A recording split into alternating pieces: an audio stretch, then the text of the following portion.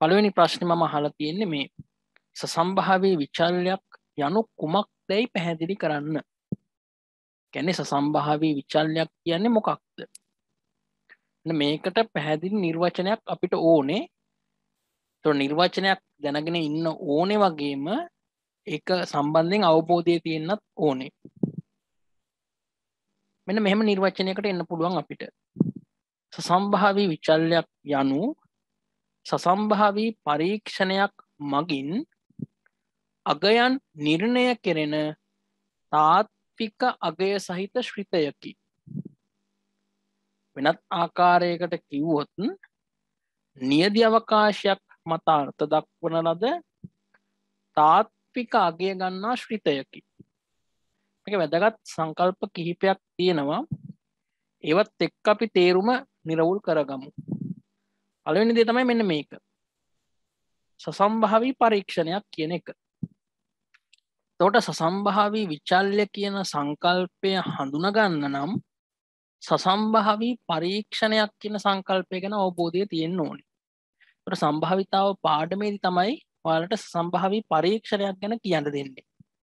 මතකයිනේ නේද?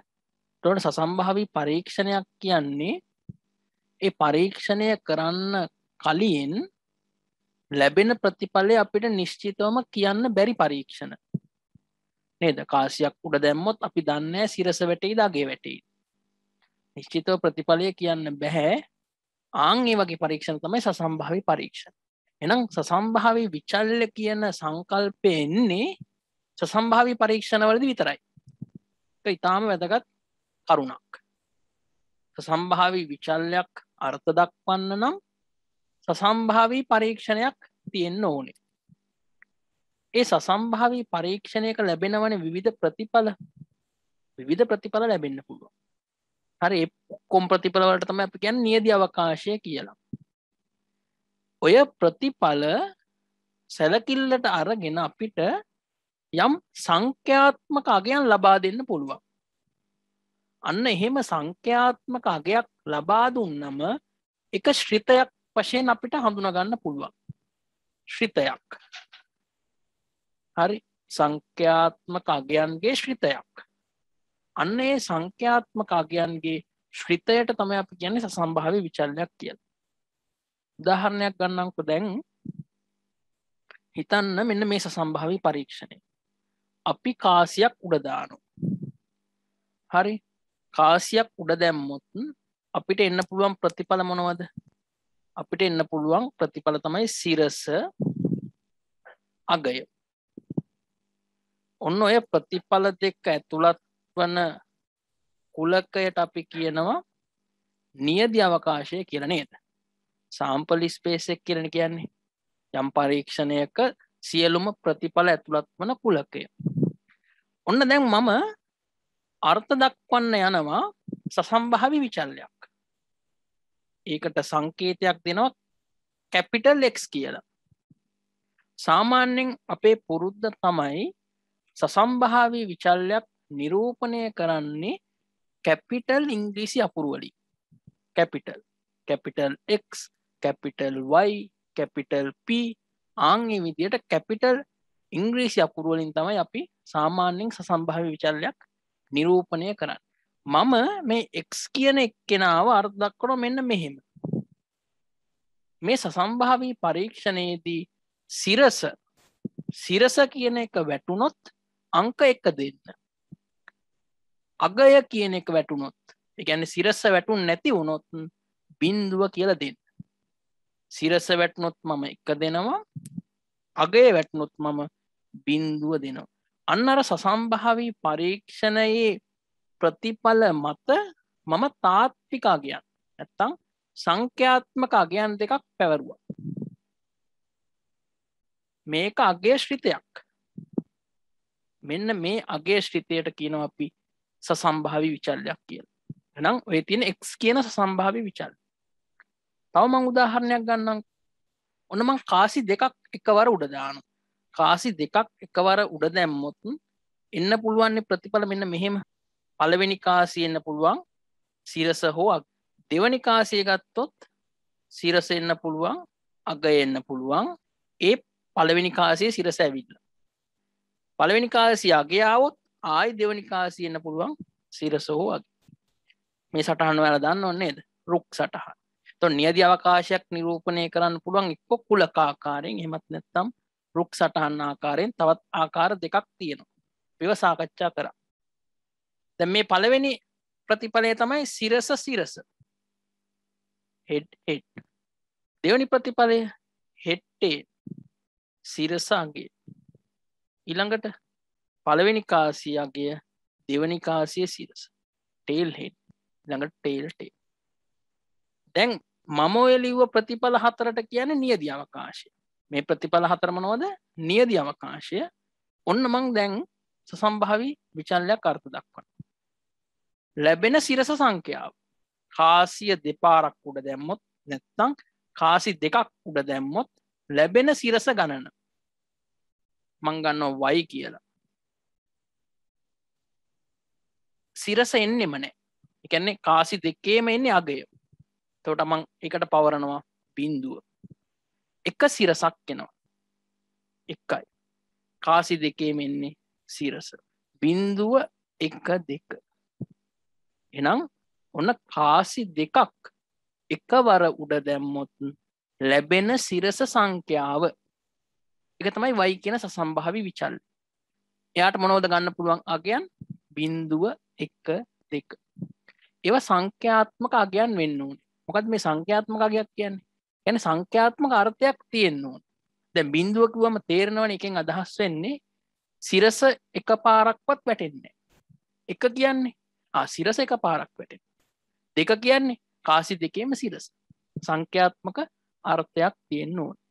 අන්න ඒ විදිහට සසම්භාවී පරීක්ෂණයක ප්‍රතිඵල මත තාත්වික අගයන් පවරන්න පුළුවන් නම් අන්න ඒ අගේ ශ්‍රිතයට කියනවා සසම්භාවී විචල්යක් කියලා.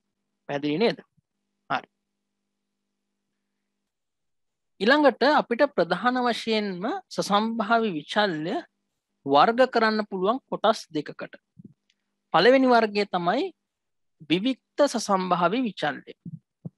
අපි ඉංග්‍රීසියෙන් කියනවා discrete random variables කියලා. විවික්ත සසම්භාවී විචල්‍ය. අනිත් වර්ගය තමයි සන්තතික සසම්භාවී විචල්‍ය. අපි ඉංග්‍රීසියෙන් කියනවා continuous random variable. continuous. ඒ සන්තතික කියන වචනේ ඇතුළෙම තියෙනවා ඒකේ තේරුමත් ඇත්තට. continuous කියනකොට continuity කියන එක නේද? නොකඩවා. අන්න එහෙම අර්ථයක්. පළවෙනි වර්ගයේ විවික්ත සසම්භාවී විචල්‍ය.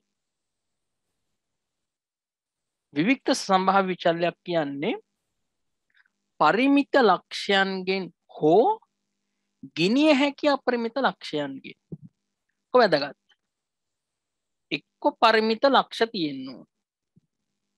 එහෙම නැත්නම් ගිනිය හැකි අපරිමිත ලක්ෂ තියෙනවා. එහෙනම් පරිමිත ලක්ෂයන්ගෙන් හරි ගිනිය හැකි අපරිමිත ලක්ෂයන්ගෙන් සමන්විත නියදි අවකාශයන්හි අර්ථ දක්වා ඇති සසම්භාවී විචල්‍ය විවික්ත සසම්භාවී විචල්‍ය වේ. ඒකට සරලව කිව්වොත් අපි සලකා බලන සසම්භාවී පරීක්ෂණයේ නියදි අවකාශය තියෙනවනේ. ඒ නියදි අවකාශය තුල අපි අර්ථ දක්වපු සසම්භාවී විචල්‍ය තියෙනවනේ. එතකොට ඔය අපි සලකා බලන නියදි අවකාශය පරිමිත ලක්ෂ වලින් සමන්විත වෙන්න ඕන. එහෙමත් නැත්නම් ගිනිය හැකි අපරිමිත ලක්ෂ වලින් සමන්විත වෙන්න ඕන. කියන්නේ අපිට නියදි අවකාශයේ තියෙන නියදි ලක්ෂ ගණන ගණනය කරන්න පුළුවන් වෙන්න ඕන. 1යි 2යි 3යි 4යි ආන් මේ විදිහට ගණනය කරන්න පුළුවන් වෙන්න ඕන. සමහරක් වෙලාවට නිශ්චිතවම නියදි ලක්ෂ ගණනක් තියෙනවා. දැන් උදාහරණයක් විදිහට අපි ගත්ත නේද කාසියක් උඩ දැමීම කියන සසම්භාවී පරීක්ෂණය. එතකොට මේකේ නියදි අවකාශය ඇතුලේ තියෙන්නේ සිරස හෝ අගයනේ. සිරස හෝ අගය. මේක පරිමිත නියදි අවකාශයක් නේ. ඇයි? නියදි ලක්ෂ දෙකයි තියෙන්නේ. ඊට වඩා තියෙන්න බෑනේ ඕක. එක්ක සිරස නැත්නම් අගය. නියදි ලක්ෂ දෙකයි. අන්න පරිමිත නියදී අවකාශයක්. එහෙනම් මේක උඩ අපි අර්ථ දැක්වුවා නේද x කියලා සසම්භාවී විචල්යක්. x සමානයි 0.1 කියලා නේද ලැබෙන සිරස සංඛ්‍යාව. එහෙනම් x කියන්නේ මොන සසම්භාවී විචල්යක්ද? එයා විවික්ත සසම්භාවී විචල්යක්. විවික්ත. ඇයි? එයාව අර්ථ දක්වපු නියදී අවකාශය පරිමිතයි. පරිමිතයි. නිශ්චිතවම නියදී ලක්ෂ ගණනක් දන්නවා. නියදී ලක්ෂ ගණනක් තියෙනවා නිශ්චිතවම 2යි. සමහරක් ඒවා මෙන්න මෙහෙම එන්න පුළුවන්. අපි නිශ්චිතවම දන්නේ නැහැ ප්‍රතිඵල ගණන කීයද කියලා. උදාහරණයක් විදිහට හිතන්නකෝ අපි පොතක් අරගෙන ඒ පොතක තියෙන මුද්‍රණ දෝෂ සංඛ්‍යාව. හරි? මුද්‍රණ දෝෂ සංඛ්‍යාව ගත්තොත් එහෙම එක මුද්‍රණ දෝෂයක්වත් නැති වෙන්න පුළුවන් නේ. ඒකට 0යි 1යි 2යි 3යි. හැබැයි අපි නිශ්චිතවම දන්නේ නැහනේ මුද්‍රණ දෝෂ කීයක් තියෙන්න පුළුවන්ද කියලා. ආන්නේ වගේ අවස්ථාවලදී පරිමිත නැතත් ගිනිය හැකි අපරිමිත ලක්ෂ අපිට ගණන් කරන්න පුළුවන් නේ. 0යි කියන්නේ මොකක්වත් නැත්නම් 1 2 3 4 ඒ ආදී වශයෙන් අපිට ගණනය කරන්න පුළුවන් නීති ලක්ෂයන් ගණන. එන අපරිමිත ලක්ෂ වුණත් ගණනය කළ හැකි අපරිමිත ලක්ෂ ගණනකින් සමන්විත නියදී අවකාශයක්. එතකොට මේ සසම්භාවී විචල්යක් විවික්ත වනකොට ඍණ කියන අගයන් එන්නත් පුළුවන්. හරි? ඍණ කියන අගයන් එන්නත් පුළුවන්. මම උදාහරණයක් ගන්නම්කෝ. හිතන්න මම ගිහිල්ලා ටිකට් එකක් මිලදී ගන්න. ලොතරැයියක් මිලදී ගන්න. හරි? එතකොට ලොතරැයියක් මිලදී ගත්තම අපි හිතමුකෝ මේ ලොතරැයි රුපියල් 20යි කියලා. ඒකෙන් මට තියෙන ප්‍රතිලාභය කියන එක කොච්චර මට ප්‍රතිලාභයක් එන්නේ.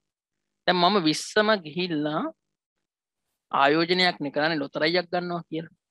මට 7-5ක්වත් ඇදෙන්නේ නැහැ. මට දැන් 20 කියන එක පාඩුයිනේ නේ. මගේ අතින් 20 දරන්න එපා.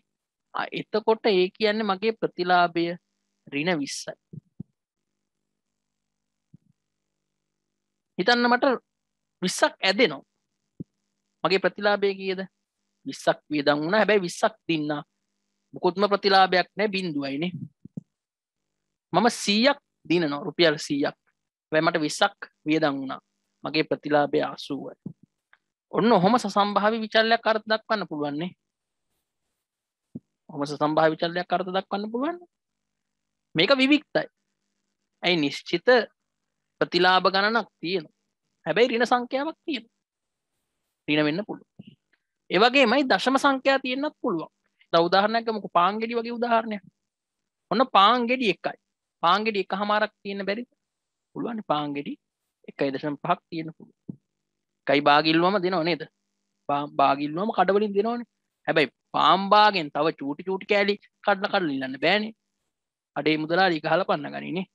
පාන් භාගයක් ගන්න පුළුවන්.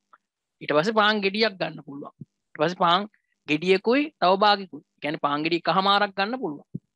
එහෙම සසම්භාවී විචල්යක් තියෙනවා. ඒවත් විවික්තයි තමයිනේ. නිශ්චිත ලක්ෂ ගණනක් තියෙනවනේ. එක පාන් ගෙඩියයි නැත්නම් පාන් ගෙඩි භාගයයි.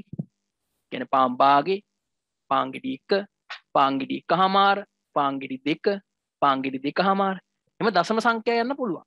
හැබැයි නිශ්චිත ලක්ෂ ගණනක් තියෙන්න ඕනේ. එහෙම නැත්නම් නිශ්චිත නැතත් 1යි 2යි 3යි කියලා ගණනය කරගෙන යන්න පුළුවන් වෙන්න ඕනේ.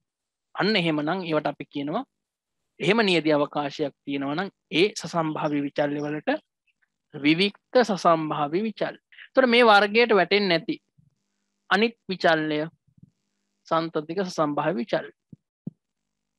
කොහොමද ඒක අර්ථ දක්වන්නේ? ඒක අර්ථ දක්වන්න පුළුවන් අපිට රේඛීය ප්‍රාන්තරයක ලක්ෂයන්ට අනුරූප අපරිමිත ලක්ෂයන්ගෙන් සමන්විත නියදී අවකාශයන්හි අර්ථ දක්වා ඇති සසම්භාවී විචල්්‍ය සන්තතික සසම්භාවී විචල්්‍ය නම් වේ. හරි. දැන් මේකේ නිර්වචනය නිකන් අමාරු වගේ හිතේ. මේක අපි තේරුම් ගන්න ඕන දෙයක් තමයි මෙන්න මේක. මොකද මේ රේඛීය ප්‍රාන්තරයක ලක්ෂයන් කියන්නේ. අනිත් එක අපරිමිත ලක්ෂයන්. මම මේක උදාහරණයක් ආශ්‍රයෙන් පැහැදිලි කරන්නම්. හිතන්න පුද්ගලයෙක්ගේ බර මේ තියෙන්නේ බර පුද්ගලයෙක්ගේ බර අපි හිතමු සාමාන්‍යයෙන් පුද්ගලයෙක්ගේ බර කිලෝග්‍රෑම් 30කින් විතර පටන් අරගෙන සාමාන්‍යයෙන් අපි හිතමු ටිකක් තරුණ පහේ කෙනෙක් කියලා බර 100ට විතර එනකන් එනවා කියලා අපි හිතමු 100ත් අතර. එතකොට මේ 30ත් 100ත් අතර ලක්ෂ තියෙනවනේ. මේවා මේ රේඛීය ප්‍රාන්තරයක් නේද? මේ රේඛාවක් උඩනේ මම මේ ලක්ෂ ටික දැන් නිරූපණය කරේ. අන්නෝක තමයි රේඛීය ප්‍රාන්තරයක් කියන්නේ.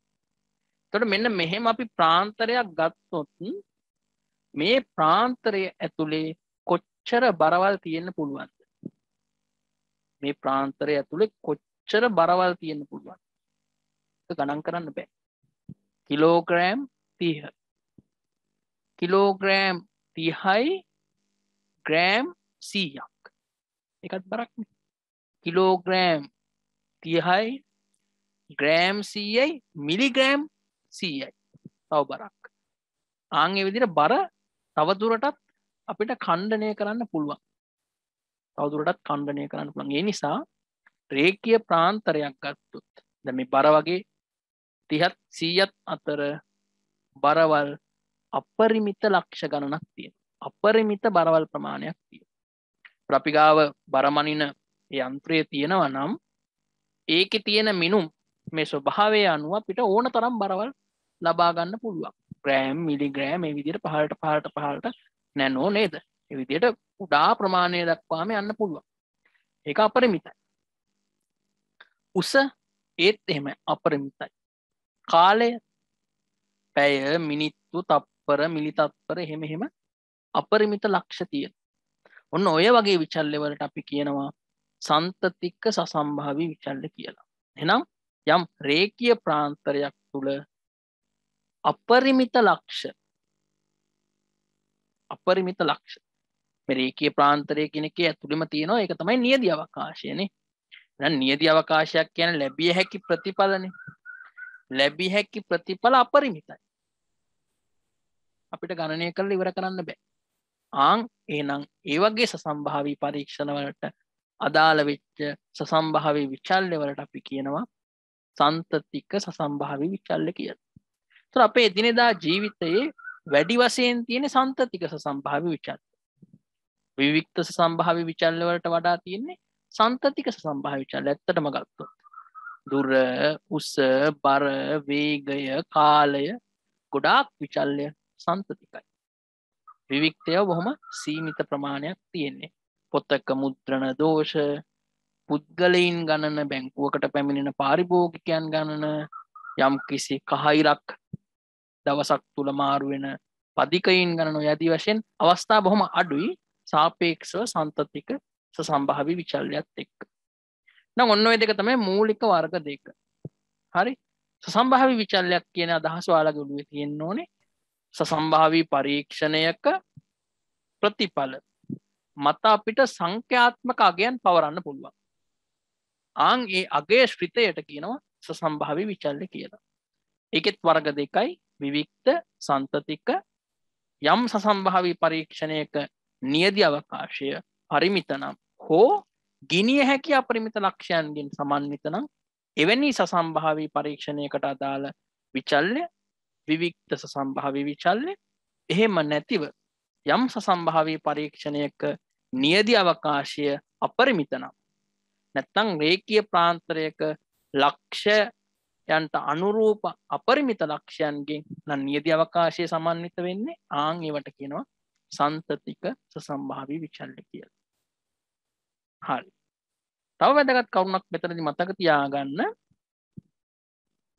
ඒක සම්භාවිතාවත් එක්ක ගැට ගැහෙන්නේ විවික්ත සසම්භාවී විචල්්‍යයක අපිට පුළුවන් සම්භාවිතාව ගණනය කරන්න යම් නිශ්චිත නියදි ලක්ෂයකට අදාළව. උදාහරණයක් විදිහට අපිට පුළුවන් x කියන අගය එකට සමාන වන අවස්ථාවේදී සම්භාවිතාව ගණනය කරන්න. ඒකට යම් කිසි අගයක් තියෙනවා. නියදි ලක්ෂ තනි එකක්. එක නියති ලක්ෂයක්. හැබැයි සන්තතික එකක එක් සමානයි හිතන්නකො බර 30යි කියලා. මේක කීයද? මේක බිඳුවයි. ඇයි බිඳුව වෙන්නේ?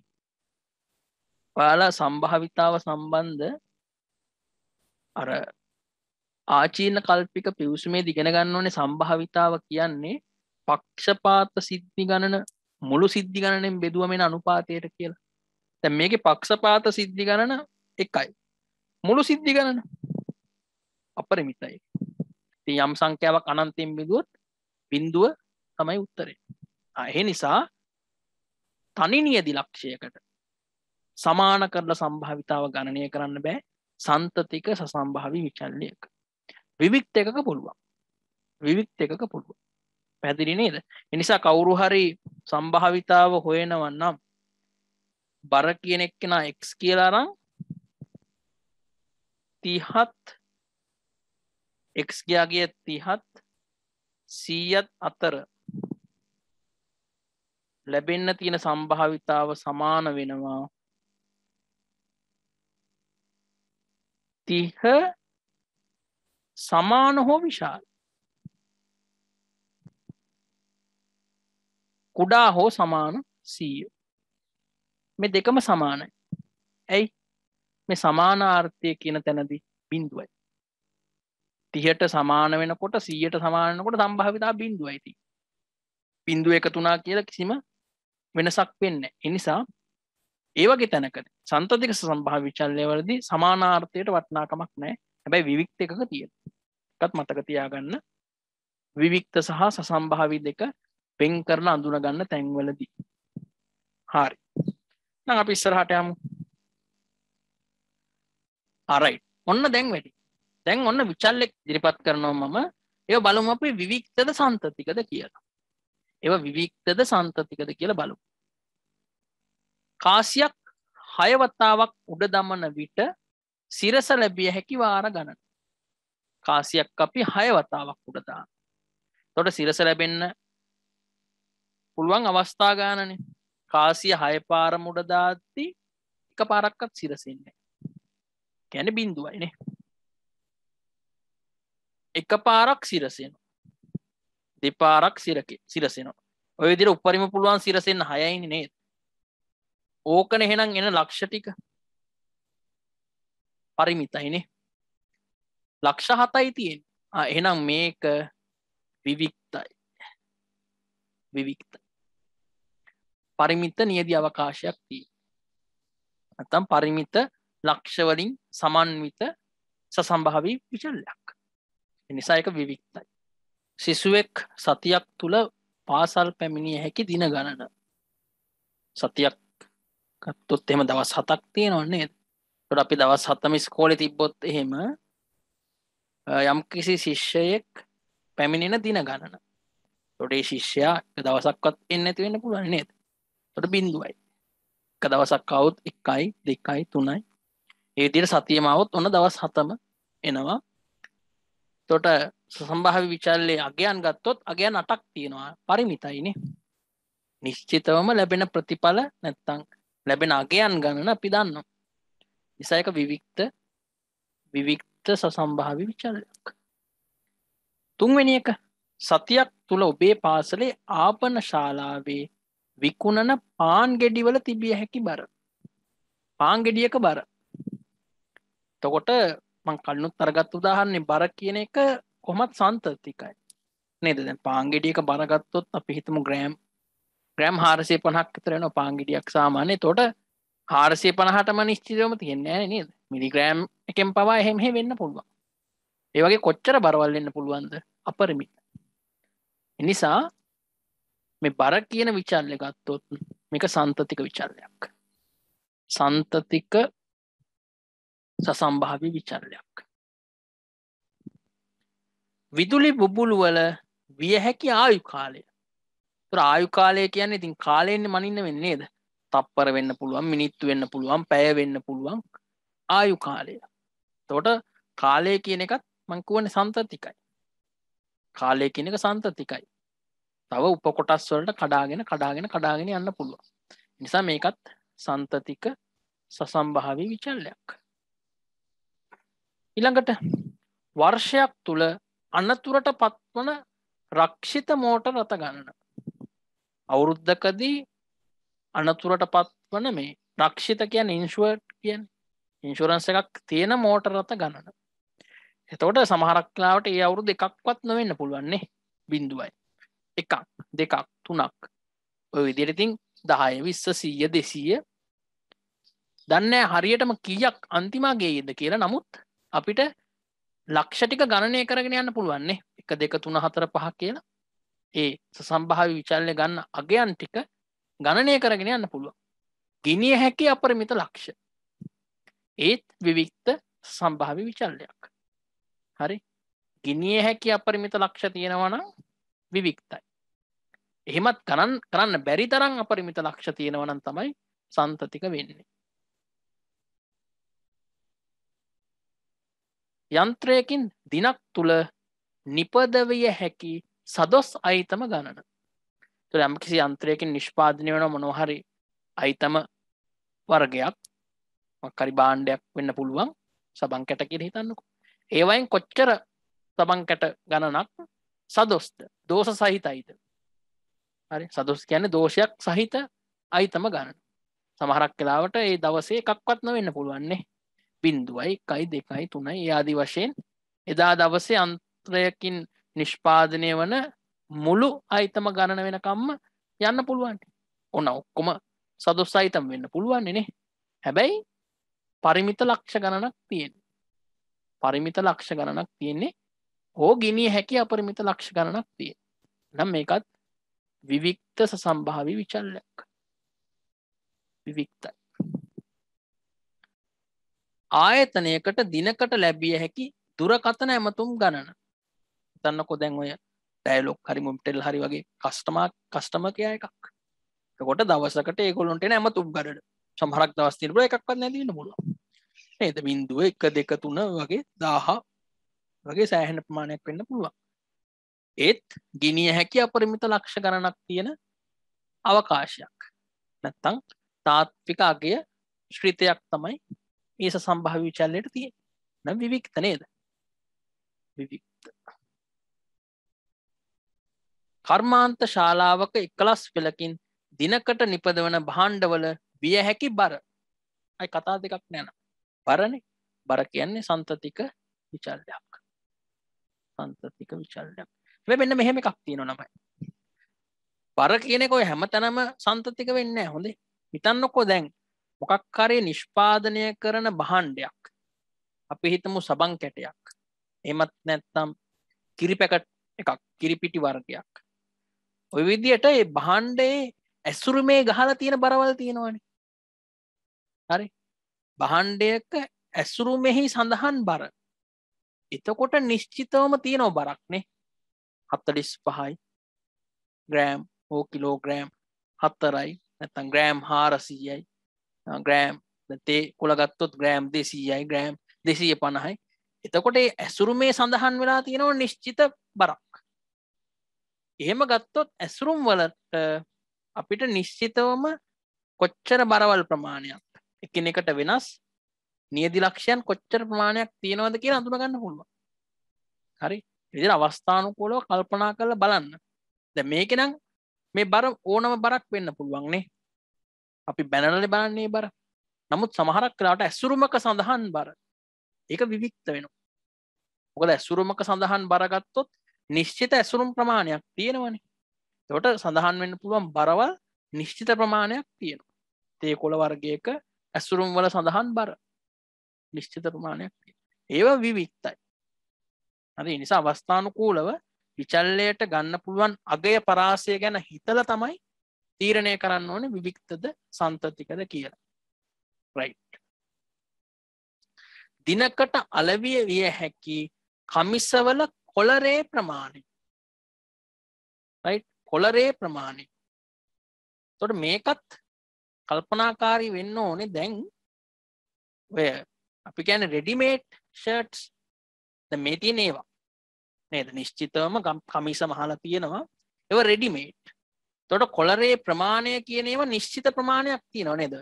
15 කියයි 14 කියයි 14 කියයි නේද? 16 17 ආන් ඒ විදිහට කොලරේ ප්‍රමාණයක් නිශ්චිතවම තියෙනවා.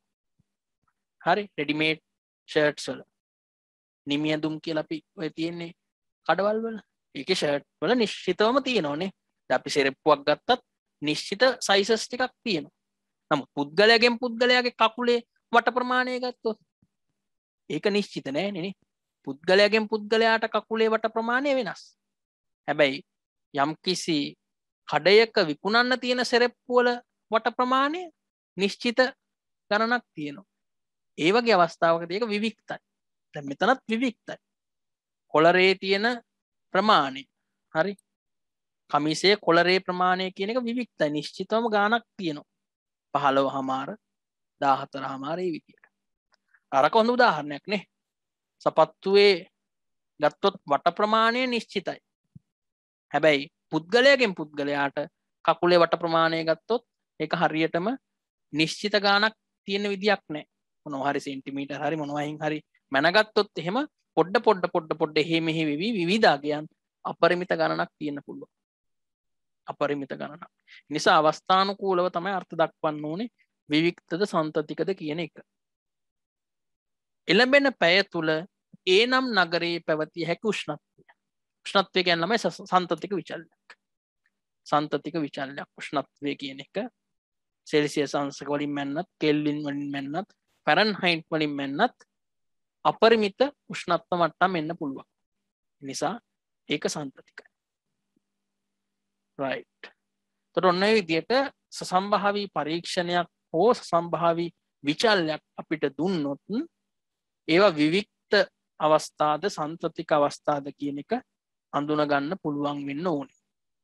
අඳුන ගන්න පුළුවන් වෙන්න ඕනේ. ඊළඟ ප්‍රශ්නෙට යමු. සම්භාවිතා ව්‍යාප්තියක් යනු කුමක්දයි දක්වා සම්භාවිතා ව්‍යාප්තියක් තෘප්ත කළ යුතු කොන්දේසි පැහැදිලි කරන්න. සම්භාවිතා ව්‍යාප්තියක් කියන්නේ සරලවම මේකයි. අමාරු දෙයක් නෙවෙයි. හිතන්න x කියලා සසම්භාවි විචලනයක් තියෙනවා කියලා. මේක අපි ගමුකෝ අර කාසිය උදාහරණය. කාසිය එකපාරක් උඩ දැම්මොත් ලැබෙන ප්‍රතිඵල සිරස හෝ අගය. අපි ඔන්න සසම්භාවි විචලනයක් අර්ථ දක්වනවා ලැබෙන සිරස සංඛ්‍යාව. එහෙනම් එන්න පුළුවන් ප්‍රතිඵල මොනවද? එන්න පුළුවන් අගයන් 0.1නේ. දැන් හිතන්න මේ කාසිය සමබර කාසියක්. සමබර කාසියක් වුණොත් මේ බිඳුව කියන එකෙන් අදහස් වෙන්නේ මොකද්ද? x ගේ අගය බිඳුවයි කියන්නේ මොකක්ද? x ගේ අගය බිඳුවයි කියන්නේ සිරස එන්නේ අගයනේ. එතකොට x ගේ අගය බිඳුවන සම්භාවිතාව කියන්නේ මොකක්ද? අගය ලැබෙන්න තියෙන සම්භාවිතාව. සමබර නම් කාසිය අගය ලැබෙන්න තියෙන සම්භාවිතාව භාගයයි. x එකයි කියන්නේ මොකක්ද? x එකයි කියන්නේ අපිට කාසිය උඩ දැම්මම ලැබෙන්නේ සිරස. නම් මේක සමබර කාසියක් නිසා සිරස ලැබෙන්න තියෙන සම්භාවිතාවත් භාගය. ඔන්න අපි යම් සසම්භාවී පරීක්ෂණයක අර්ථ දක්වපු සසම්භාවී විචල්‍යයක ඒ අගය ලැබෙන්න තියෙන සම්භාවිතා ටික හොයාගත්තා. දැන් අපිට මෙන්න මෙහෙම වැඩක් කරන්න පුළුවන්. x කියන සසම්භාවී විචල්‍යයට ගන්න අගයන් ටික මම මෙන්න මෙහෙම දක්වනවා. 0.1. එයාගේ සම්භාවිතා ටික තියෙනවනේ. සම්භාවිතා ටික. ඒ ටිකත් මම දක්වන ඕනෝම. මෙතන භාගයයි මෙතනත් භාගයයි.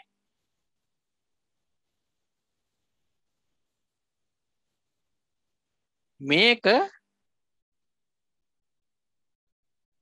ඔන්න ඔහොම වගු ගත කර. මේක වගු ගත කර. මේ වගුවේ මොනවද තියෙන්නේ? මේ වගුවේ තියෙන්නේ සසම්භාවී විචල්‍යයක අගයන් සහ ඒ අගයන්ට අනුරූප සම්භාවිතා. මෙන්න මේ වගුවට කියනවා සම්භාවිතා ව්‍යාප්තියක් කියලා.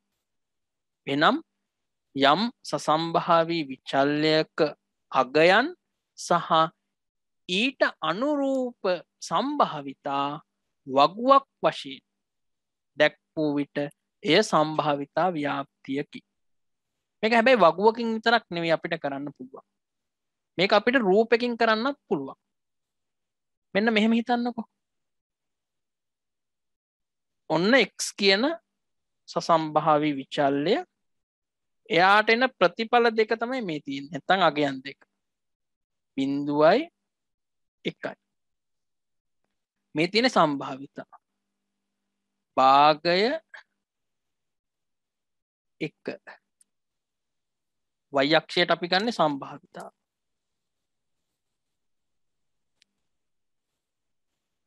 බිඳුවේදිත් භාගයයි. එකේදිත් භාගයයි. ඔන්න අපි රූපයකින් දැක්වුවා. බිඳුවේදිත් භාගයයි එකේදිත් භාගයයි. සාමාන්‍ය මෙහෙම ඉරක් තමයි දක්වන්නේ. එහෙනම් රූප සටහනක් මගිනුත් අපිට පුළුවන් සසම්භාවී විචල්‍යයක අගයන් සහ ඒවාට අනුරූප සම්භාවිතා. මේකත් සම්භාවිතා ව්‍යාප්තියක්. තව ක්‍රමයක් තියෙනවා. අපිට පුළුවන් ශ්‍රිතයක් විදියට දක්වන්න. p x සමානයි simple x සමානයි භාගය. තිතයි කමාවයි දාලා simple x ට මොනවද ගන්න පුළුවන්? simple x ට ගන්න පුළුවන් 0 1. 0 සහ 1. මේකත් සම්භාවිතා ව්‍යාප්තිය. ඇයි? x කියන්නේ සසම්භාවී විචල්‍යයට ගන්න පුළුවන් අගයන් මොනවද? 0 සහ 1. ඒකට අනුරූප සම්භාවිතාව. දැන් මෙතන x ට 0 ආවත් භාගයයි x ට 1 ආවත් භාගයයි. වැරද්දක් නෑ. එහෙනම් සම්භාවිතාව තමයි දක්වලා තියෙන්නේ. එහෙනම් ශ්‍රිතයක් විදියටත් අපිට සම්භාවිතා ව්‍යාප්තිය නිරූපණය කරන්න පුළුවන්. දැන් එහෙනම් අපි පොදු නිර්වචනයක් ගොඩනගනවා මෙන්න මෙහෙම. යම් සසම්භාවී විචල්‍යයක අගයන් සහ ඊට අනුරූප සම්භාවිතා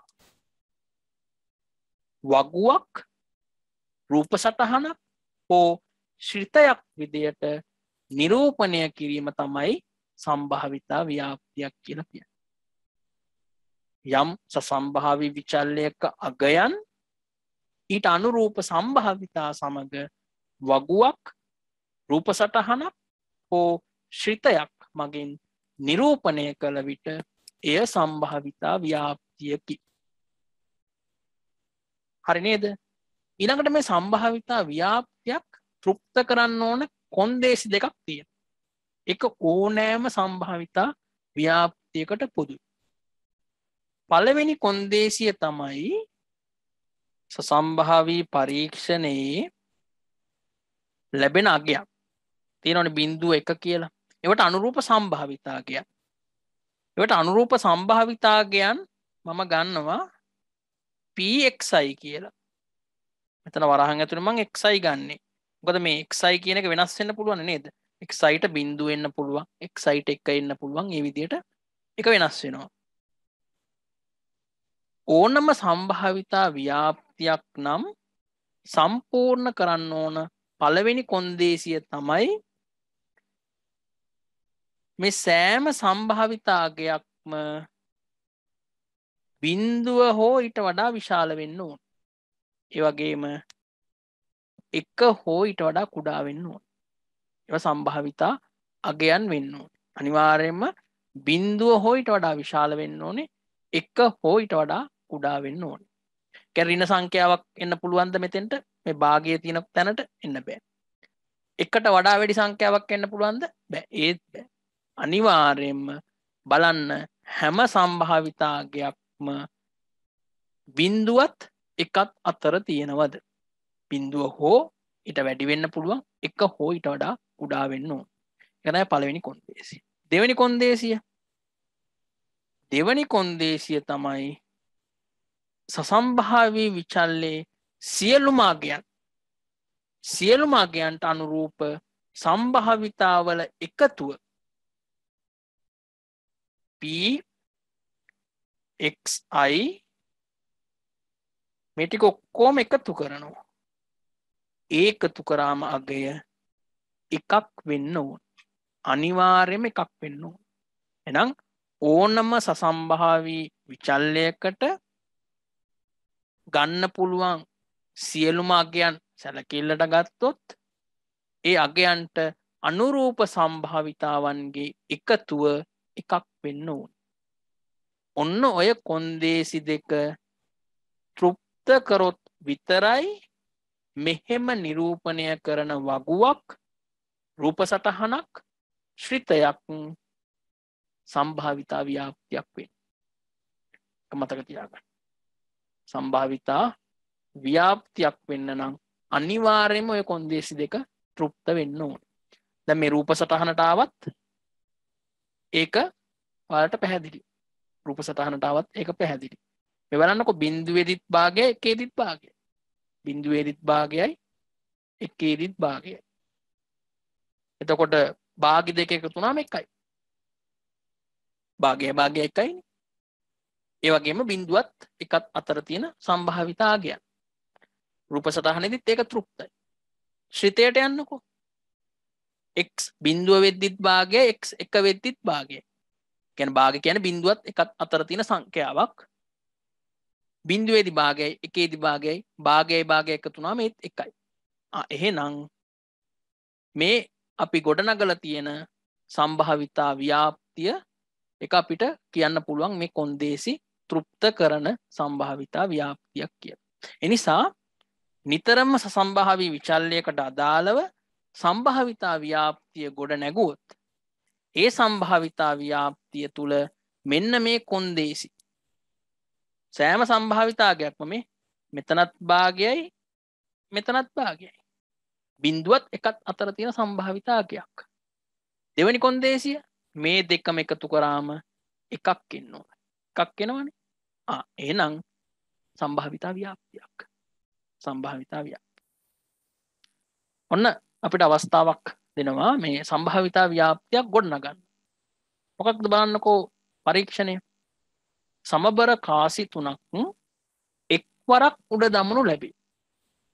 සමබර කාසි තුනක් එක්වරක් උඩ දමනු ලැබේ නම් ලැබිය හැකි හිස් ගණන x ලෙස සලකා x හි සම්භාවිතා ව්‍යාප්තිය ගොඩනගන්න. දැන් මේ සම්භාවී පරීක්ෂණයේ මුලින්ම බලන්න නියදි අවකාශය ගොඩනගා ගන්න ඕනේ. නියදි අවකාශය ගොඩනගා ගන්න පුළුවන් අපිට රුක් සටහන උදව් කරගෙන. ඔන්න සමබර කාසි තුනක්නේ. මෙන්න පළවෙනි කාසිය. පළවෙනි කාසිය උඩ දැම්මොත් එන්න පුළුවන් එක්කෝ සිරස නැත්තම් අගේ. ඔය ඇවිල්ලා පළවෙනි කාසිය.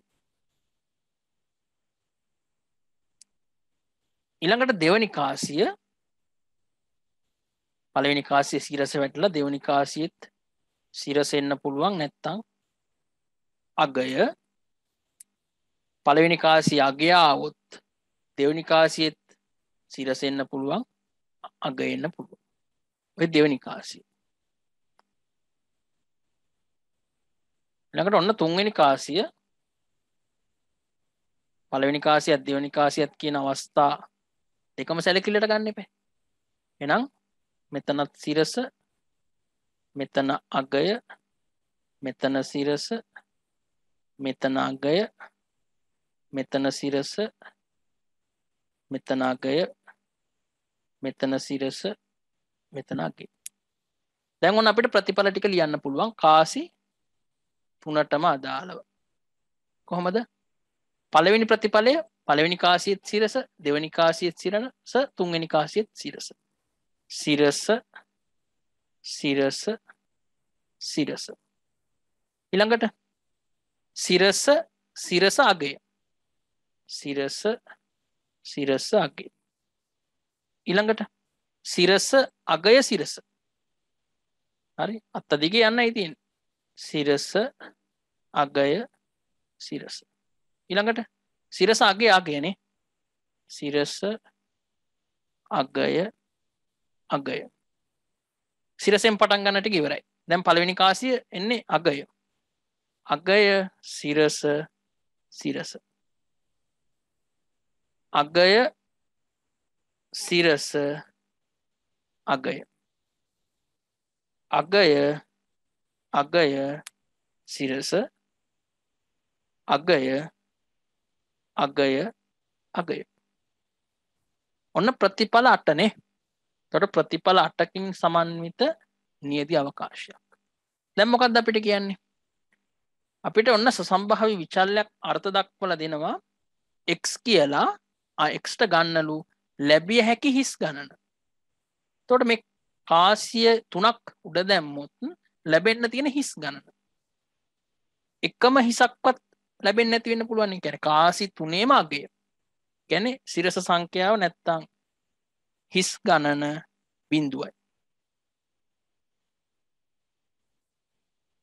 එක සිරසක් එන්න පුළුවන් නේ. එකයි. සිරසවල් දෙකක් එන්න පුළුවන්. උපරිම එන්න පුළුවන් සිරසවල් 3යි. දැන් මොකද කරන්න වෙන්නේ? දැන් මේකට අදාළ සම්භාවිතා ටික හොයා ගන්න ඕන. දැන් බලන්නකෝ x ට බිඳුව වන අවස්ථාව කියන්නේ මෙන්න මේක නේද? කාසි 3ේම අගය ඇවිල්ලා තියෙන්නේ. tail t. එහෙම අවස්ථා එකයි. ඊළඟට මෙතන මේ 3 කියන්නේ කාසි 3ේම සිරස. එහෙම අවස්ථාත් එකයිනේ. ඊළඟට x ට එක ගන්නවා කියන්නේ සිරස එකපාරයි එන්නේ. කියන්නේ කාසි 3න් එක කාසියක විතරයි සිරස. බලමු මෙහෙම අවස්ථා. එහෙම අවස්ථා තියෙනවා මෙන්න මෙතන. මෙන්න මේ අවස්ථාව තියෙනවානේ. මෙන්න මේ අවස්ථාව. ඊළඟට මෙන්න මේ අවස්ථාව. ඊළඟට මෙන්න මේ අවස්ථාව. එහෙනම් අවස්ථා ඔක්කොම කීයක් තියෙනවද? අවස්ථා ඔක්කොම 3ක් තියෙනවා. ඊළඟට අපිට ඕනේ සිරස දෙපාරක් එන අවස්ථාව. මෙන්න මේ දෙවෙනි අවස්ථාව. මෙන්න මේ තුන්වෙනි අවස්ථාව. මෙන්න මේ අවස්ථාව. ඒත් අවස්ථා 3යි නේද? 3. දැන් අපි ඔය තියෙන්නේ පක්ෂපාත අවස්ථා ගණන මුළු අවස්ථා ගණන කීයද? මුළු අවස්ථා ගණන 8යි. එහෙනම් සම්භාවිතාව හොයන්නේ කොහොමද? 8න් 1යි. 8න් 3යි. 8න් 3යි. 8න් 1යි. ඔන්න සම්භාවිතා ටික ගණනය කරා. දැන් අපි ඔන්න සම්භාවිතා ව්‍යාප්තිය ගොඩනගනවා වගුවක් විදියට. මොනවද x ට ගන්නෙ? 0 1 2 3. සම්භාවිතා කියන්නේ px. මොනවද px ට ගන්නා කියන්නේ? බිඳුව වැටෙන්න තියෙන්නේ 8න් 1යි. 1 වැටෙන්න තියෙන්නේ 8න් 3යි. 2 වැටෙන්න තියෙනවා 8න් 3ක්. 3 වැටෙන්න තියෙනවා 8න් 1ක්. ඕක වගුවක් විදියට නිරූපණය කරන්න පුළුවන් අපිට. ඔන්න ඔහම වගුවක් විදියට. හරිනේ. එතකොට මේක සම්භාවිතා ව්‍යාප්තියක්ද? මේක විතරක් ප්‍රමාණවත් නැහැ. කොන්දේසි ටික තෘප්ත වෙනවද කියලා බලන්න ඕනේ. පළවෙනි කොන්දේසිය මොකද්ද? පළවෙනි කොන්දේසිය බලන්න ඕනේ මේ සම්භාවිතා අගයන් 8න් 1 ඊළඟට 8න් 3 ආයෙ තියෙන 8න් 3 නේ තියෙන. ඒක ආයෙ ලියන්න ඕනේ. 8න් 1 ආයෙ ලියන්න ඕනෙත් නැහැ. මේ අගයන් දෙකම බිඳුව හෝ ඊට වඩා විශාලයි. ඒ වගේම එක්ක හෝ ඊට වඩා කුඩායි. එහෙනම් පළවෙනි කොන්දේසිය තෘප්තයි. ඊළඟට මේක එකතුව ගන්න බලන්න. 8න් 1 8න් 3 8න් 3 8න් 1 එකතු කරා. බලන්න 1යි 3යි 4යි 4යි 3යි 7යි 7යි 1යි 8යි. එහෙනම් 8 බෙදීම 8 නේද? 8 බෙදීම 8 කීයද? 1යි. එහෙනම් දෙවනි කොන්දේසියත් තෘප්තයි. දෙවනි කොන්දේසියත් තෘප්ත වෙනවා.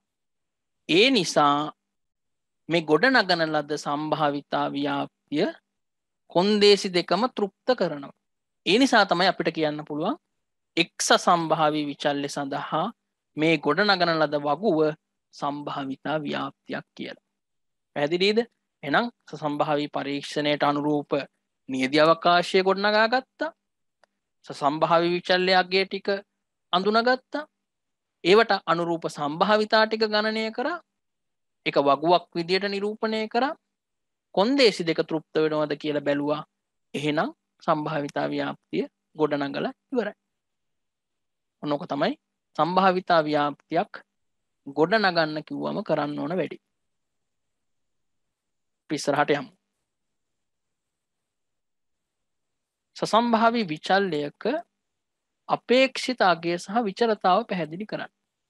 සසම්භාවී විචල්්‍යයක මොකක්ද අපේක්ෂිත අගය කියන්නේ, මොකක්ද විචලතාව කියන්නේ? පළවෙනිට බලමුකෝ අපේක්ෂිත අගය කියන්නේ මොකක්ද කියලා. සසම්භාවී පරීක්ෂණයක් පුනරාවර්තව කියන්නේ නැවත නැවතනේ. නැවත නැවත දීර්ඝ වශයෙන් කියන්නේ අපි එක දිගටම කරගෙන යනවා.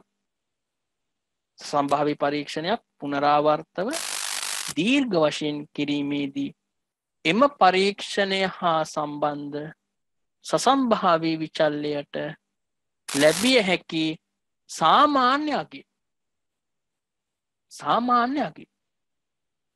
යම් සම්භාවී පරීක්ෂණයක් අපි නැවත නැවත කරගෙන යනවා. ඒ කරගෙන යද්දී අපි යම් සම්භාවී විචල්්‍යයක් අර්ථ දක්වලා තියෙනවානේ. අන්නේ සම්භාවී විචල්්‍යයට එන සාමාන්‍ය අගය. අන්න ඒකට තමයි කියන්නේ සසම්භාවී විචල්්‍යයේ අපේක්ෂිත අගය කියලා.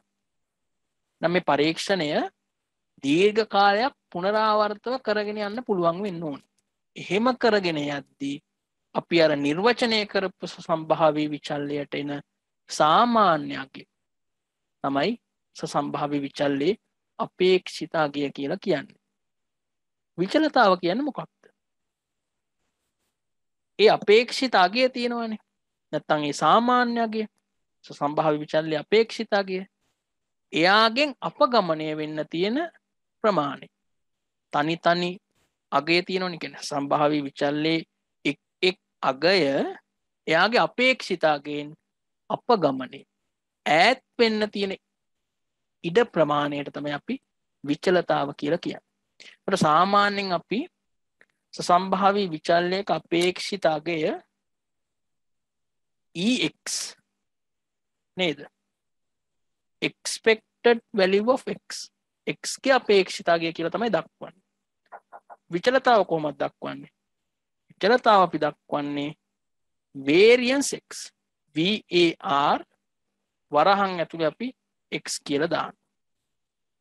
ඒකට සාමාන්‍යයෙන් විවික්ත සසම්භාවී විචල්්‍යයක අපේක්ෂිත අගය සහ විචලතාව අපිට හොයන්න පුළුවන්. පාලක විෂය නිර්දේශය ඇතුලේ. සන්තතික එකක නම් අපි හොයන්න යන්නේ නැහැ. මොකද ඒකට අනුකලනය දැනුම ඕනේ.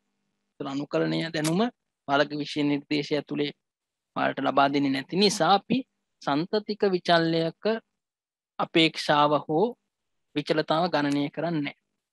විවික්ත සම්භාව්‍ය විචල්්‍යයක නම් අපිට පුළුවන් අපේක්ෂිත අගය සහ විචලතාව ගණනය කරන්න. ඒතර සාමාන්‍යයෙන් පාවිච්චි කරන සූත්‍රය තමයි x ට ගන්න අගය ගුණ කරනවා එයාගේ සම්භාවිතා අගය. ඒතකොට x ට අගයන් කිහිපයක් තියෙනවා නේද? x ට 0 1 2 3 එහෙම x ට විවිධ අගයන් ගන්නවා. එයාට අනුරූප සම්භාවිතා අගයකුත් තියෙනවා. ඒ දෙකේ ගුණිතය අරගෙන ඒක එකතු කරන එක තමයි කරන්නේ. ඒකට i සමාන 1 ඉඳන් අපි හිතමු k ප්‍රමාණයක් අගයන් තියෙනවා කියලා. n ගත්තත් කමක් නැහැ. විචලතාව හොයන්නේ කොහොමද? විචලතාව කියන්නේ ඇත්තටම අපි මුලින්ම හොයනවා x වර්ගයේ අපේක්ෂාව. x නෙවෙයි x වර්ගයේ අපේක්ෂාව හොයලා එයාගෙන් අඩු කරනවා x ගේ අපේක්ෂිත අගයේ මුළු වර්ගය. ඔන්නෝක තමයි x ගේ විචලතාව කියලා කියන්නේ.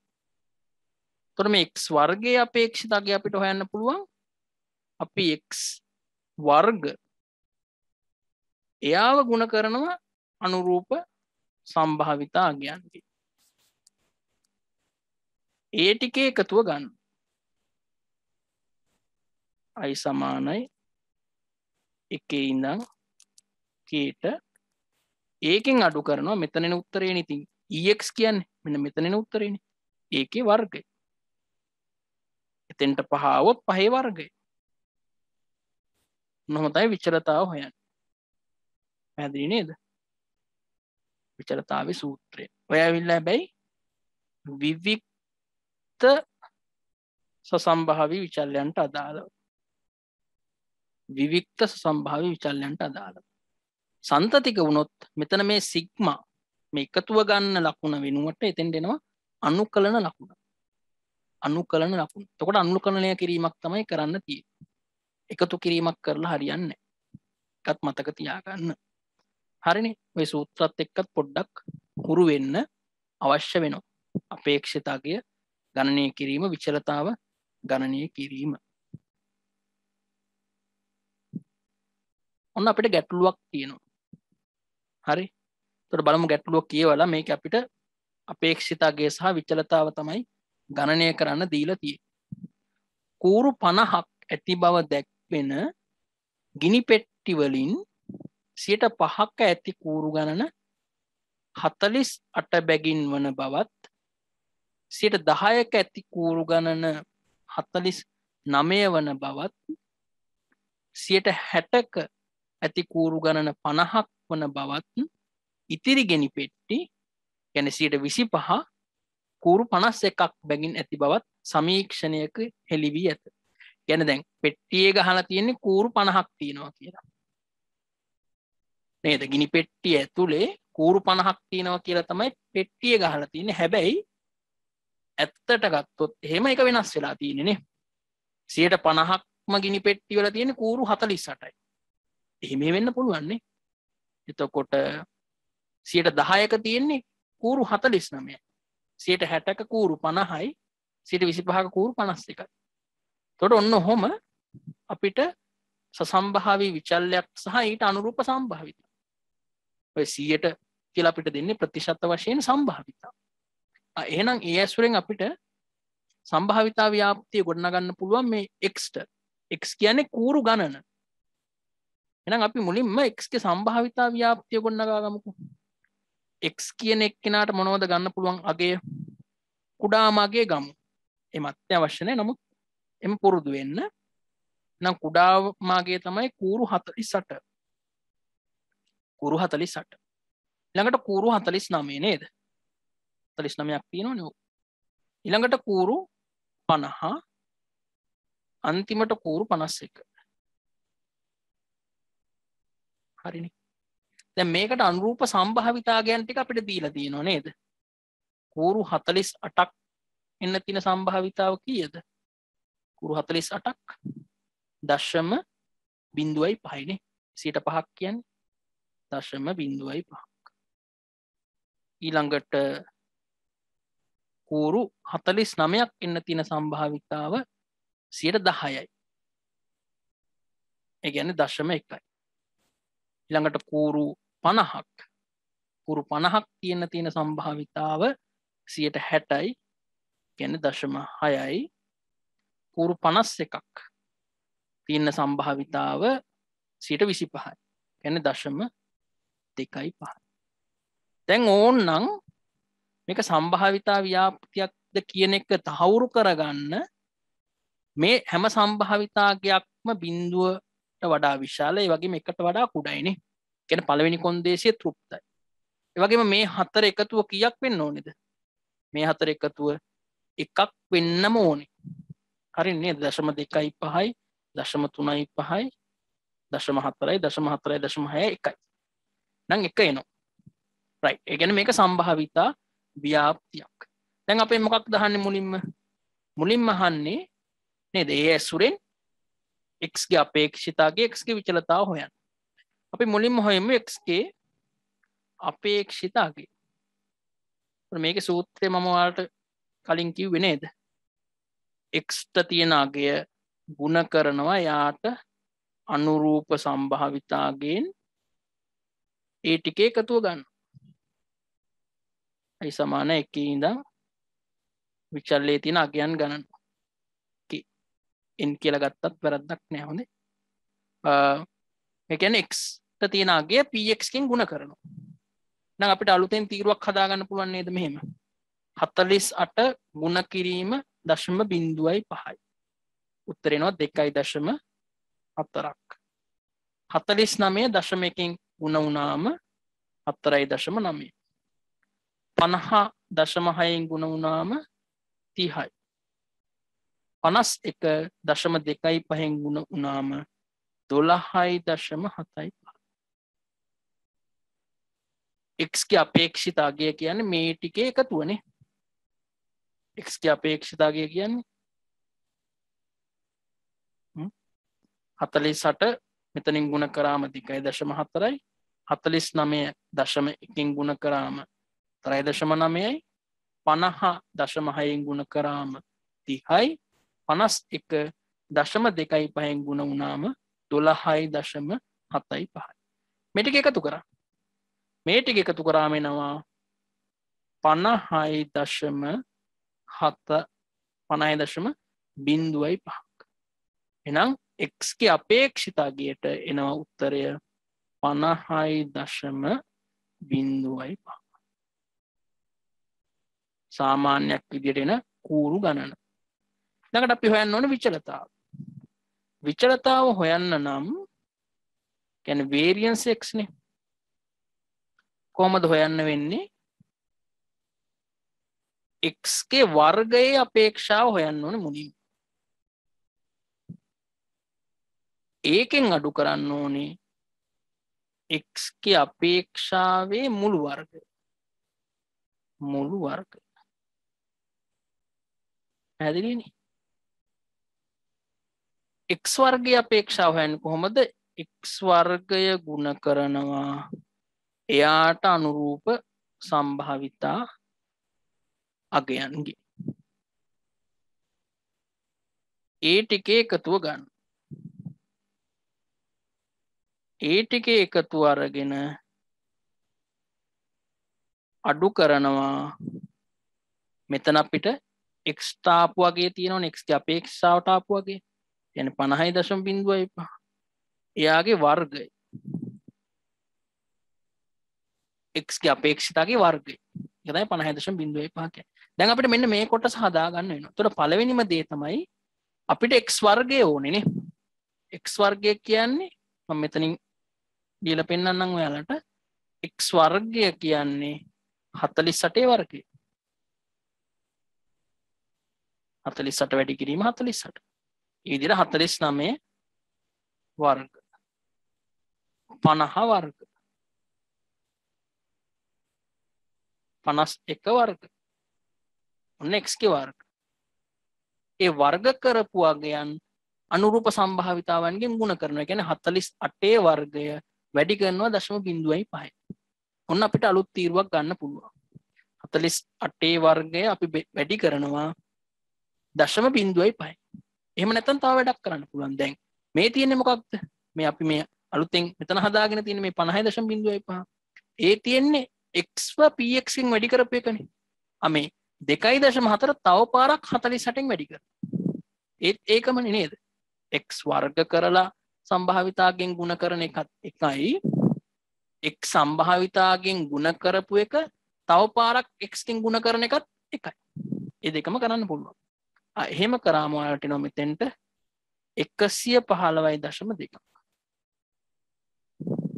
4.949න් ගුණ කරාම 240.1. 30 ගුණ කරාම 50න් 5 3 15යි බිඳුවක් දැම්මම 1500. 12.75 51න් ගුණ වුණාම එනවා 650.25. ඔන්න ඔය ටික එකතුව තමයි මෙතෙන්ට ඕනේ.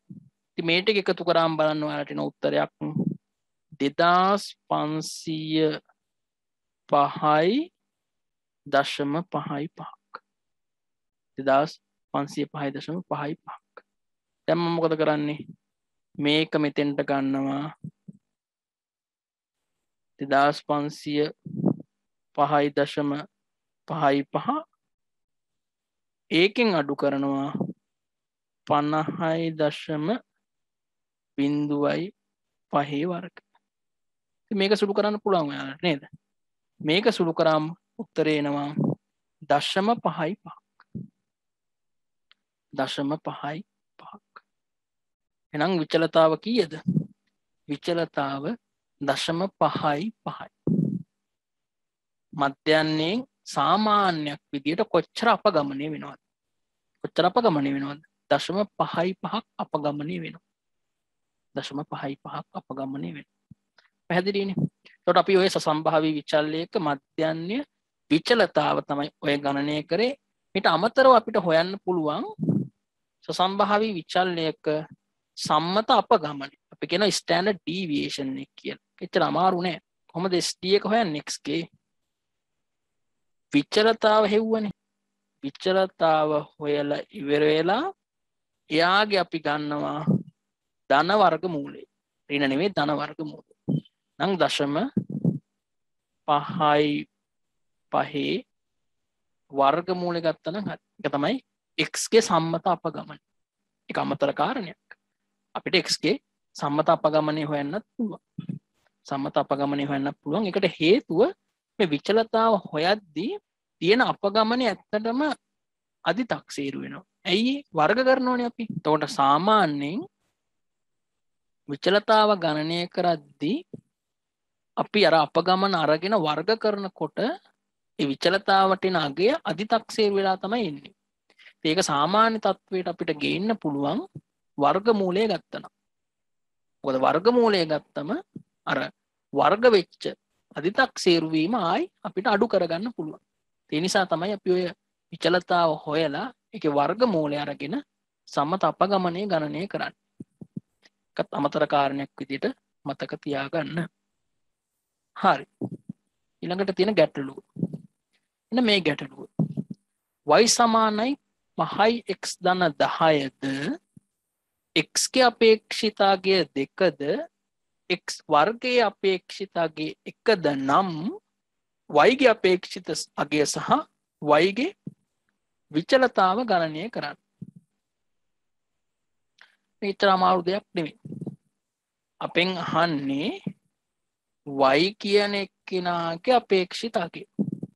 y කියන්නේ 5x ධන 10. 5x ධන 10. දැන් ඕක සුළු කරගන්නයි තියෙන්නේ. එතකොට ඔයාලා දැනගන්න ඕන දෙයක් තමයි මෙතන මේ 5 සහ 10 කියන්නේ නියත. ඒවා වෙනස් වෙන්නේ නැහැ. එතකොට වෙනස් වෙන්නේ නැති දෙයක අපේක්ෂාවක් නැහැ. වෙනස් වෙන්නේ නැත්නම් ඉතින් ඒකට අපේක්ෂිතාවයක් පවතින්න බෑනේ. ඒක දීර්ඝ කාලයක් ගියත් ඒ අගේම තමයි. නියතයක් වෙනස් වෙන්නේ නැහැ. ඒ නිසා අපිට පුළුවන් මේ නියතයන් අපේක්ෂාවෙන් එළියට ගේන්න. හරි. තව මම ඕනනම් පොඩ්ඩක් මේක සුළු කරගන්නම්කො මෙහෙම. මේ වරහන දාලා තියෙනකොට මේක මේ දෙන්නටම පොදුයිනේ නේද? 5x ටත් පොදුයි. ඊළඟට මේ 10ටත් පොදුයිනේ. e කියන එක්කෙනා. දැන් මෙතන මේ 5 කියන්නේ නියතයක්. ඒ නිසා අපිට නියතයක් අපේක්ෂාවකට අදාළ නොවන නිසා එළියට ගේන්න පුළුවන්. 5 කියලා තමයි එයා එළියට එන්නේ. ළඟට 5 වැඩි කිරීම x ගේ අපේක්ෂිත අගය. 10 කියන්නේත් නියතයක්නේ. නියතයක අපේක්ෂිත අගය එම අගයමයි. නියතයක අපේක්ෂිත අගය එම අගයමයි. ඒක වෙනස් වෙන්නේ නැහැ. නියතයක් කියන්නේ ඒකනේ. දැන් මේ ex ට මොකක්ද අපිට ආදේශ කරන්න පුළුවන්? ex ගේ අගය දීලා තියෙනවා 2යි. දැන් මෙතන 5 වැඩි කරන්න 2කින් ඒකට එකතු කරන්න 10ක්. එතකොට 5 වරක් 2 කීයද? 5 වරක් 2 10යි. 10යි 10යි එකතු වුණාම අපිට එනවා 20ක්. ඔන්න අපි y ගේ අපේක්ෂිතාවය හෙව්වා. ඊළඟට අපෙන් අහනවා y ගේ විචලතාව. කොහොමද y ගේ විචලතාව හොයන්නේ? y ගේ විචලතාව සමානයි y කියන එක කෙනා අපිට x වලින් ලියා ගන්න පුළුවන් නේද? y කියන්නේ variance 5යි x ධන 10යි. 5යි x ධන 10යි. දැන් මේ variance කියන එක 5යි x ටත් පොදුයි 10ටත් පොදුයිනේ. නම් variance 5යි x ධන variance 10 කියලා මම ගන්නවා. සසම්භාවී විචල්යක් සහ නියතයක් එකට තියෙද්දි විචලතාව ඇතුලේ අපි නියතේ එළියට ගේනවා නම් ඒ නියතේට මොකද වෙන්නේ? ඒක වර්ග වෙනවා. එහෙනම් මෙතන 5 වර්ගය 25ක් එනවා. ඊළඟට variance x එහෙමම තියෙනවා. ඒක මතක තියාගන්න විචලතාවක් සසම්භාවී විචල්යක් එක්ක තියෙනකොට ඒ නියතේ එළියට එද්දී නියතේ වර්ග වෙනවා. ඊළඟට විචලතාව නියතයක විචලතාවට මොකද වෙන්නේ? නියතයක් කියන එක වෙනස් වෙන්න බෑනේ නේද? නියතයක් කියන්නේ නියතයි. ඒතොර වෙනස් වෙන්න බැරි එකක විචලතාව කීයද? විචලතාව අනිවාර්යයෙන්ම බිඳුවයි. එක බිඳුව. ඒ නිසා එතන අගයක් නැහැ. බිඳුව තමයි. එහෙනම් දැන් අපි variance x හොයා ගන්න ඕනේ. දැන් variance x දීලා නැහැ නේද? හැබැයි variance x කියන්නේ මොකක්ද? variance x කියන්නේ ඔයාලා දන්නවා x වර්ගයේ අපේක්ෂිත අගය x ගේ අපේක්ෂිත අගය අරගෙන එයාගේ වර්ගය අඩු කරන්න ඕනේ. හරි. එතකොට මෙතන x ගේ අපේක්ෂිත අගය බිඳුව තමයි අඩු වෙලා තියෙන්නේ. 10 ඉන්නේ. මොකද දන්නවද? දැන් x වර්ගයේ අපේක්ෂිත අගය 10යි. ළඟට x ගේ අපේක්ෂිත අගය අපිට දීලා තියෙනවනේ 2යි කියලා. ආ 2 වර්ගයේ 4යි. 10න් 4ක් ගියාම 6යි. variance x තමයි 6. එතන නිවැරදි කරගන්න 1 නෙමෙයි 10 කි බිඳුව අයින් වෙලා. දැන් variance x හරි. x වර්ගයේ අපේක්ෂිත අගය 10යි. එතන 1 නෙමෙයි 10 දීලා තියෙන්නේ. x ගේ අපේක්ෂිත අගය 2යි. 2 වර්ගයේ 4යි. 10න් 4ක් ගියාම 6යි. මේ අපි හෙව්වේ variance x. මේක ගිහිල්ලා ආදේශ කරන්න variance y එකේ අපි සුළු කරලා නතර කරපු තැන. නම් variance y සමානයි 25 වැඩි කිරීම 6. 25 6න් වැඩි වුණාම කීයද? 150යි නේද? 25 වරක් 4 100යි. 25 වරක් 2 50යි 150යි. එතකොට මේකෙදි අපි දැනගන්න ඕන දේ තමයි නියතයක අපේක්ෂාවට මොකද වෙන්නේ? නියතයක විචලතාවට මොකද වෙන්නේ? සම්භාවී විචල්යක් එක්ක නියතයක් තියෙද්දි අපේක්ෂිත අගය හොයද්දී ඒ නියතේ හැමම පිටටද ගේන්න පුළුවන්. හැබැයි විචලතාව හොයද්දී මේ බලන්න විචලතාව හොයද්දී පිටතට ගේනකොට මොකද වෙන්නේ? වර්ග වෙනවා. මෙතන පිටතට ගේනකොට එහෙම මොකුත් උන්නේ නැහැ. නිකම්ම පහ ගත්තා. ඊට පස්සේ නියතයක අපේක්ෂිත අගය මොකක්ද? එමාගේමයි නියතයක විචලතාව බිඳුව. විචලතාව සම්බන්ධ මෙන්න මේ සූත්‍රය වැදගත්. මේකත් නිතරම අවස්ථාවලදී යෙදෙනවා.